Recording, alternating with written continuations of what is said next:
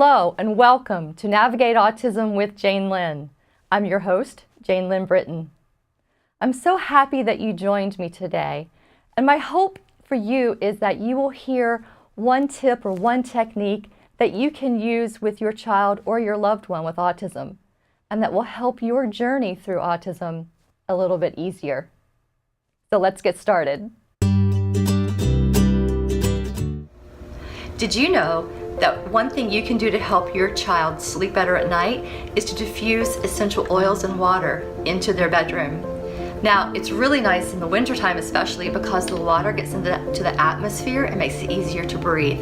But also when you add the essential oils, you're able to create a calming effect for the room and for your child. All you need to do is go online or to a local store and find a diffuser. At night, then you put water in it up to the fill line, and then put in your favorite essential oils. For William, I use lavender and petitgrain, and for him, I use 5 drops of each. I have found that I started with 3 drops. 3 weren't quite enough, and 5 seems to work for him. So I put 5 drops of each into the diffuser in the water, plug it in, and then start it up. I started about 30 minutes before he goes to sleep so that already gets into the air and you can smell it. When you smell the aroma, you know that then it's working, and that's what's going to help to calm your child. Another thing you can do is take a small spray bottle and do the same thing. Put water in it, and distilled water is better, a few drops of your favorite oil, and spray it around the room, on the sheets, on the pillow where your child sleeps. So that's just going to give that extra boost of the calming effect that you're looking for. Now, with essential oils, you do want to be careful that you're finding them and getting them from the right place, maybe a local natural foods market or someone who sells them that you trust, because you don't want extra chemicals in them. Your child is breathing it in or putting it on their skin in some cases. So you want to make sure that it's not going to harm them in any way. And you want to check to see what fragrance works for you. We're all different. So as an example, I learned early on how different we are. I was going on an airplane with my daughter and someone said, give her Benadryl, she'll sleep well. Well, guess what? On that plane ride, she was hyper. So the Benadryl did the opposite effect than it does for most people. The same thing can happen with essential oils. So what I do to check them first is put a drop on my son's big toe. Now that's a direct correlation to the meridians in your body, and you'll get the effect that you're looking for, but it's in kind of a safer spot, so it's not so strong. And if you're putting lavender, for instance, which is calming, and you see your child a little bit more hyper, then you know that that's not the one. Maybe their body doesn't respond as well to that particular essential oil. Then you would try another one. When you find the one that works, then you can start to put it into the water to diffuse it. So again, check to make sure you're getting the ones that you want. Now for calming, I tend to use either lavender, petitgrain, chamomile, even vetiver. So those are some options for you. Make sure they're coming from a place that you really trust, and start diffusing them into the air and see how your child responds and sleeps better.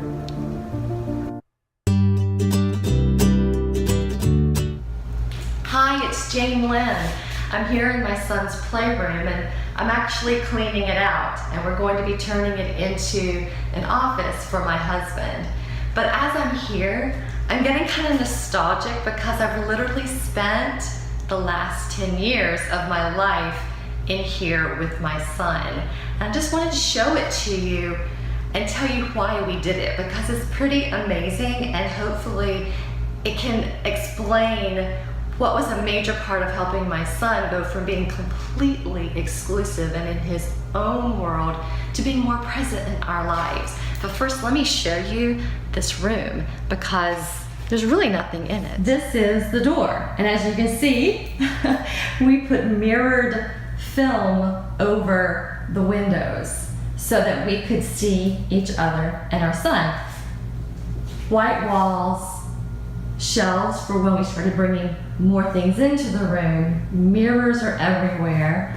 There was a trampoline, and that's to help him get the energy and kind of get that stimulation that he needs. But most importantly, do you see white walls, white shelves? We have a desk that's there now, mirrored windows, and there's a chair that came in a little bit later. But everywhere you see are mirrors, even on the floor.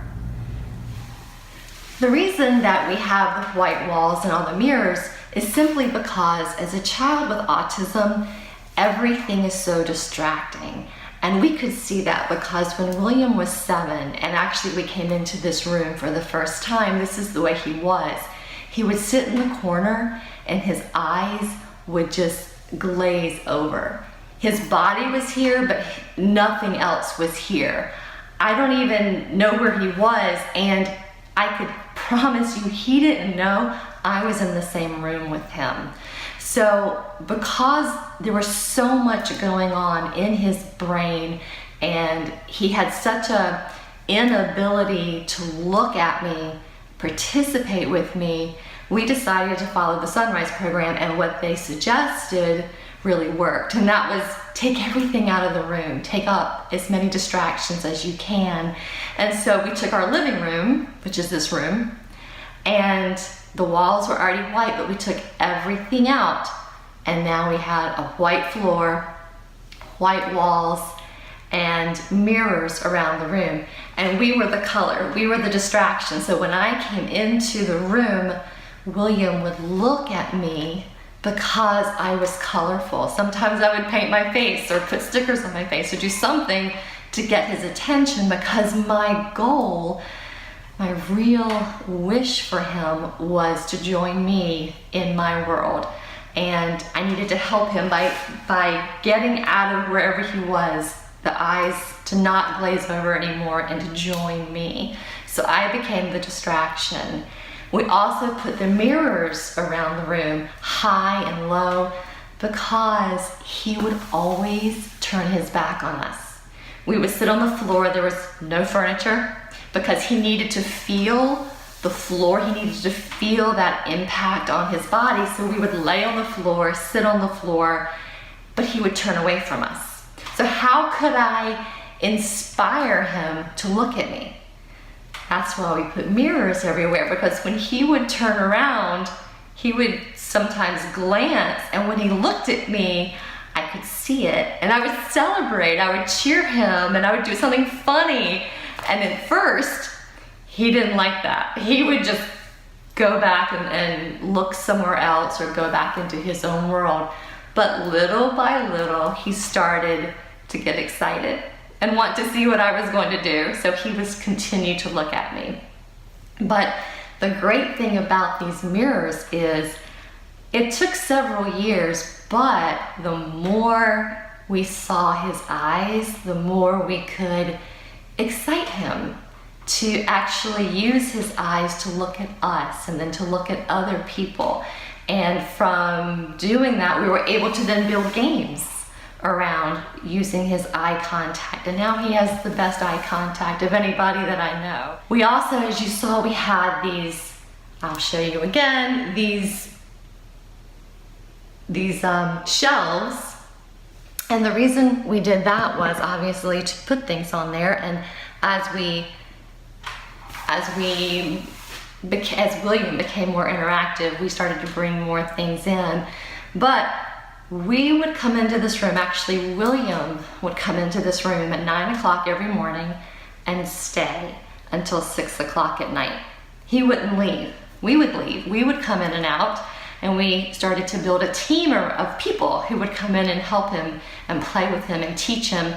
And we would come in and out with games and activities. And when we did, we would put them on the shelf for several reasons: to keep the space clear, but also when he started to participate, then we could stand up and run to the shelf and say, hey, come here and help me, or demonstrate how to get something, because this sounds so basic, but even this was something William couldn't do. Go to a shelf and pick up something and bring it back. So we spent like a year working on that through different games. And sometimes it was me going to the shelf. Sometimes it was me like pretending I couldn't do it and I needed his help.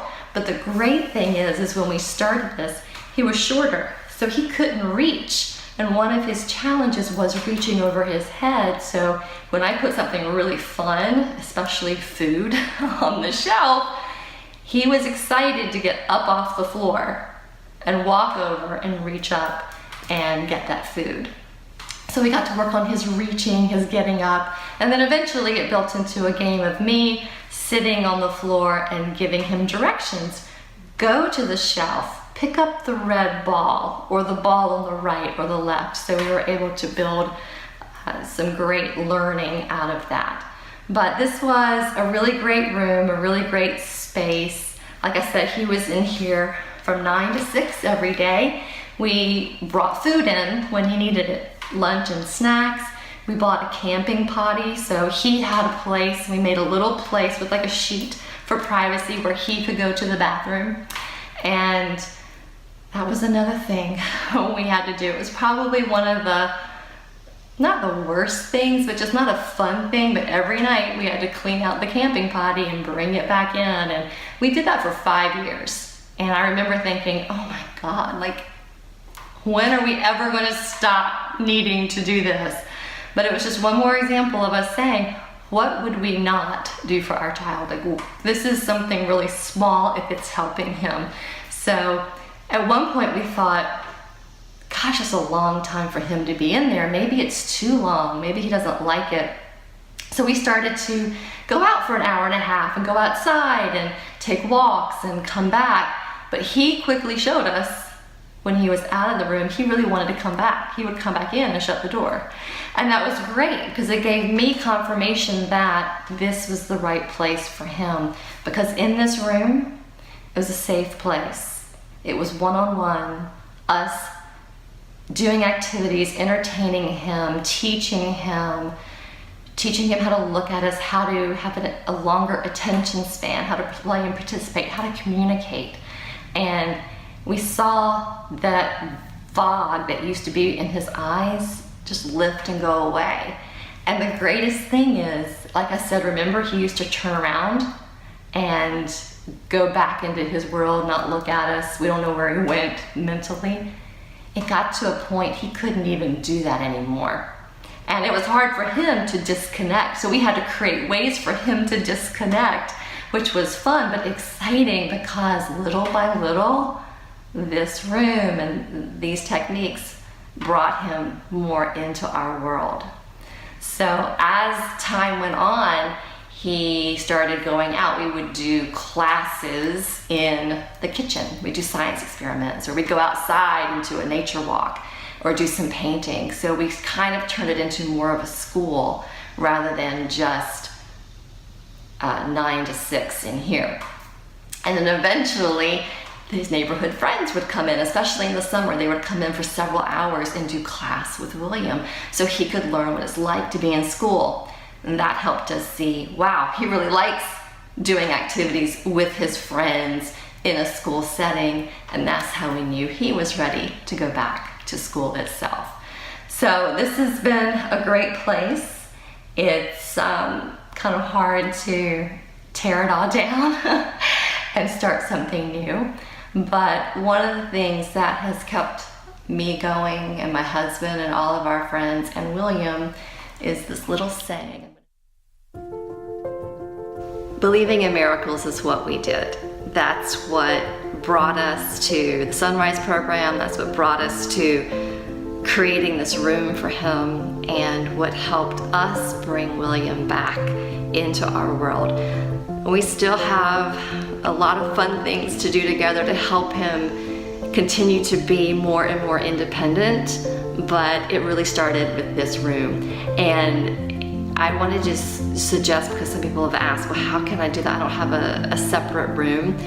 Even if you start by just taking a few things out of your child's bedroom, or a few things out of your common area, your den or living room, wherever it is that you hang out, you will start to see a difference. So the key is removing as many distractions as possible and then putting them back in one at a time.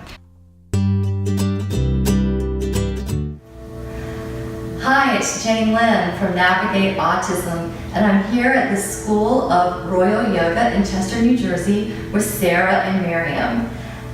I'm so inspired by what you're doing, not only with yoga, but kids with special needs. So first tell me, how long have you been teaching yoga?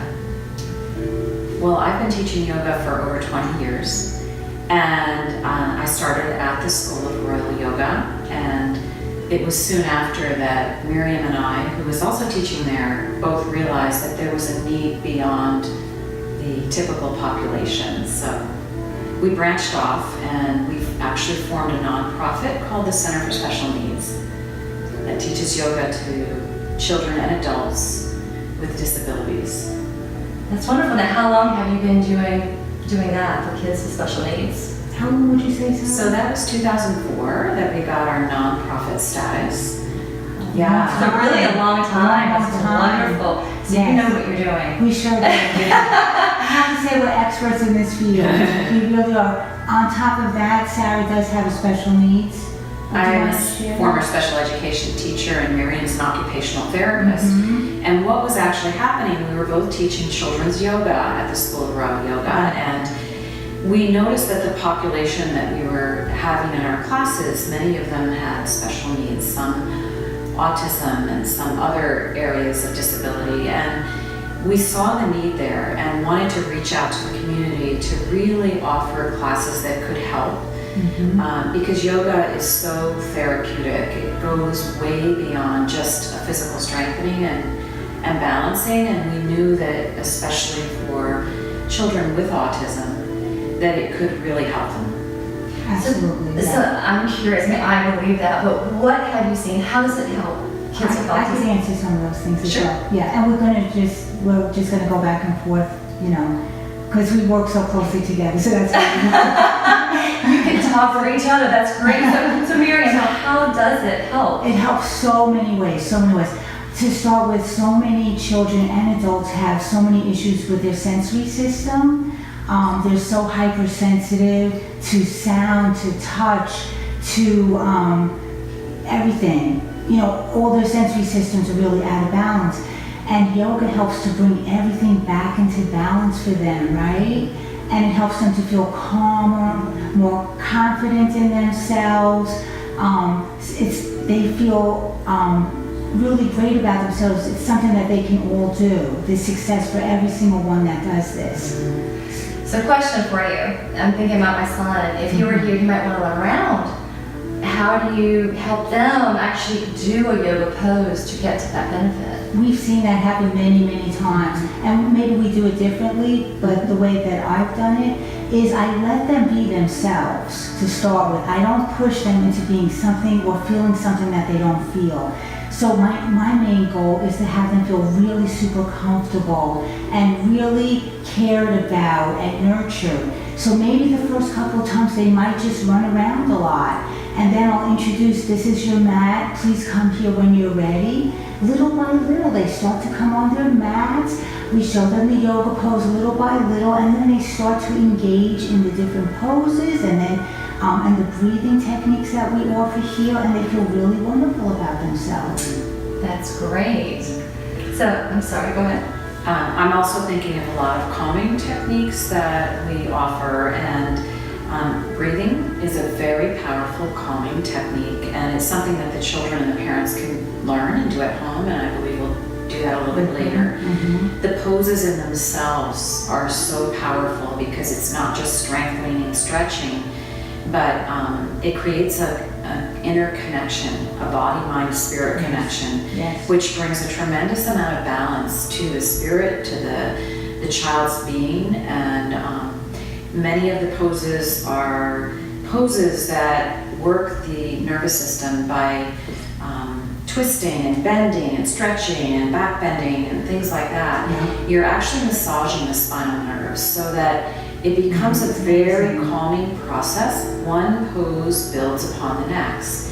And by creating a peaceful environment, a quiet room, a soothing sound, I use things like chimes or bells as cues We have picture cards that we use as cues because many of the children are very visual.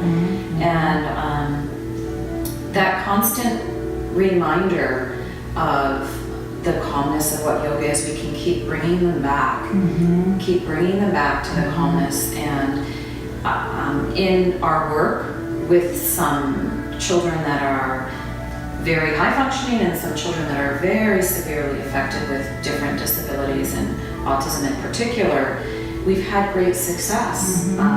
Even with the adults, that I have adults that very happily now, after a number of months, come in, lay on their mat, they do their poses, they know their breathing, and they love it, and they leave, and there's a calm that comes over them, and a lightness that comes to their being. So. And then on top of that, I think what Sarah's also suggesting is they become familiar with a routine, because that's really, really important for them. They start to see how the class flows, and then they start to become part of that flow. Right. Yeah. They get comfortable, they know what to expect, and they learn how to do it. Now, can the parent help the child?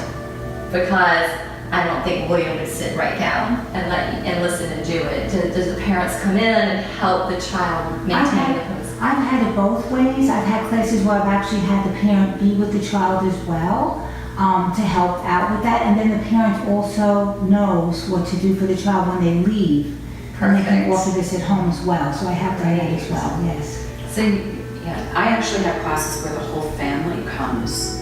Oh, The siblings love that. come as well, and sometimes the typical sibling will help the child that has some issues, and they practice at home and they play. Isn't that great? Isn't that wonderful? So this gives me an idea. You're going to show us some poses. This is not just for the child, this is for the whole family. Absolutely, It truly absolutely, is. Yeah. yes, It yes. definitely is. Yeah. So Miriam and Sarah, would you show us some breathing techniques and some poses for our families to do? We would love to. Absolutely. Great, let's do it. Okay. Welcome, and thank you for joining us for some yoga poses today. The beauty of yoga is that when you offer the poses in a series, it helps to balance every part of your being. Physically, mentally, even emotionally, everything comes into balance.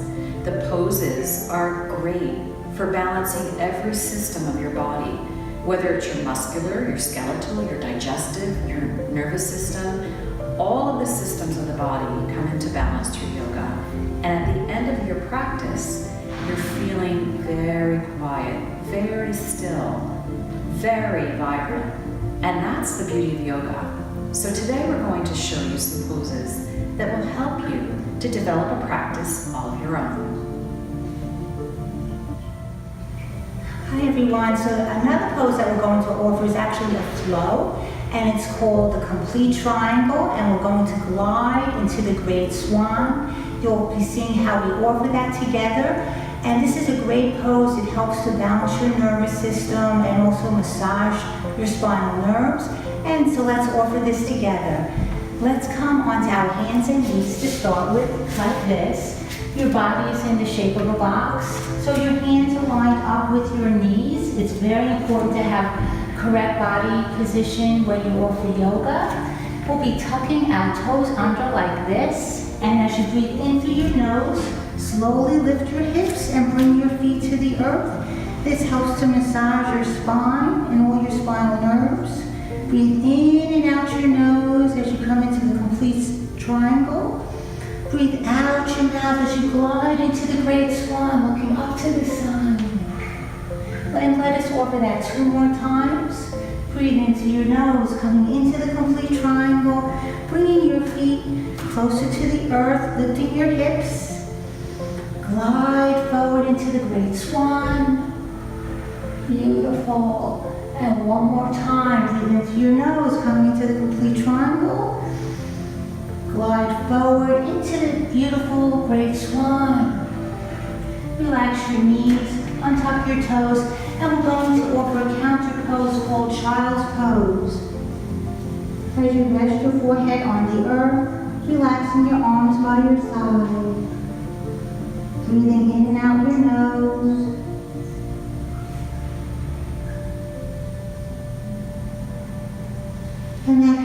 to balance your nervous system and to offer the beautiful counter pose to bring alignment into your body and to stretch your body in the opposite direction.